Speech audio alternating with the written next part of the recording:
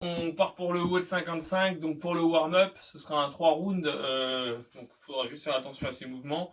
J'aurai du hollow rock à effectuer, des air squats, des box step up et des strict press avec un PVC. Donc vous allez avoir besoin d'un meuble ou d'une box, si vous avez une box de marche, etc. Un truc solide, d'un bâton pour un PVC, donc un balai, une tringle, etc. Donc premier mouvement, hollow rock.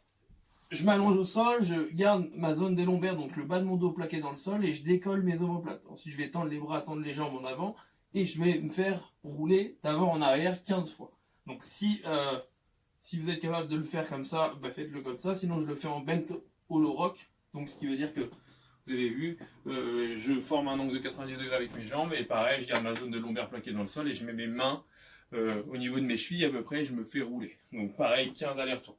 Quand j'ai fait les 15 répétitions, je vais partir sur 10 air squats. Donc là, je contrôle bien la descente, je casse ma parallèle, j'engage mes abdominaux et je serre les fesses une fois arrivé là-haut.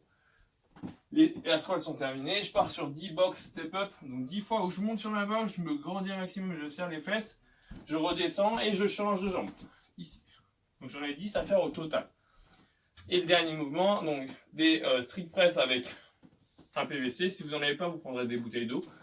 Donc je viens me mettre largeur des épaules avec les mains à peu près, les coudes sous l'axe de la barre ou du PVC, et ensuite je recule la tête, je développe ma barre verticalement et je termine l'extension au niveau des bras.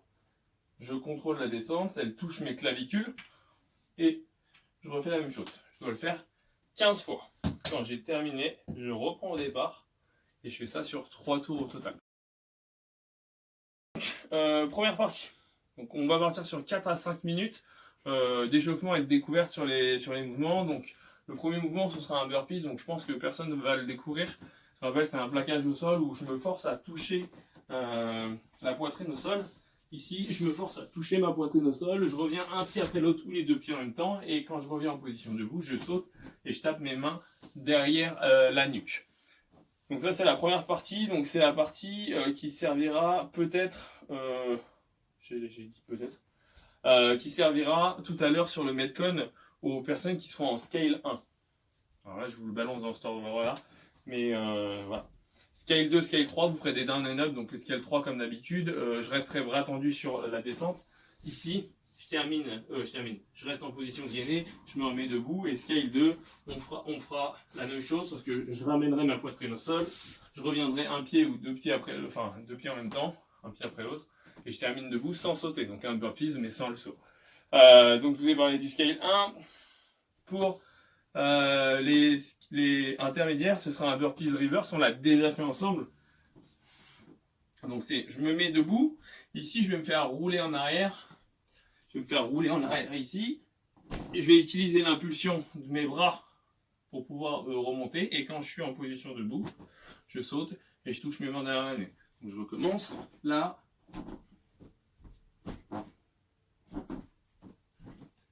etc. Donc ça, c'est la difficulté pour le Metcon qui sera utilisé, comme je viens de le dire, pour les intermédiaires. Pour les RX, on fera un burpees inverted, donc complètement inversé. Donc ce sera la même chose, je vais juste avoir besoin d'un mur, sauf si je suis très à l'aise en gymnastique. Mais prenez un mur qui est solide, donc le mien n'est pas solide, mais on va quand même le faire. C'est le même mouvement de départ que celui qu'on vient de faire sur le burpees reverse, sauf que là je vais vous demander de vous mettre en poirier sur la fin de votre mouvement. Ce qui veut dire que je vais mettre de dos, forcément ce sera plus facile. Je commence ici, je me fais rouler en arrière, donc je me laisse tomber en arrière. Là, je viens ici, je viens prendre appui dans le sol, je me mets debout en handstand et je recommence. Je me fais rouler, je viens ici, je me mets, hop là, si j'y arrive, je me mets en appui, handstand et je recommence. Ok, donc là vous avez 4 à 5 minutes pour essayer d'augmenter la difficulté et trouver le burpee sur lequel vous allez travailler tout à l'heure pendant votre Metcon. Ce sera un minimum de 8 minutes en alternant à chaque fois les deux mouvements. Donc le premier mouvement, ce sera du handstand hold à tenir sur le mur pour ceux qui ont la capacité de le faire. Sinon, on fera un wall climb et on essaiera de tenir un temps donné sur le mur. Et le deuxième mouvement, ce sera des clusters avec un pack d'eau. Donc si vous avez un pack d'eau, vous prenez un pack d'eau. Je vous déconseille de le faire avec des dumbbells ou des kettlebells, parce que c'est un mouvement qui est dur, on va dire ça comme ça, de manière polie, qui est dur et qui est pas très agréable. Donc, comme on est juste sur un skill, on est juste là pour faire monter un peu le cardio avant d'attaquer masse. Donc, première minute, je pars pour les RX. Si je suis capable de m'envoyer en handstand, je me mets en handstand, donc je serre les fesses, je serre les abdominaux, je pousse dans les bras et dans les épaules et je regarde devant. C'est tout. Et voilà. Et je reste pendant 30 secondes dans cette position. Ok, donc ça c'est la position pour les personnes qui sont capables de le faire. Donc on va appeler là ici RX.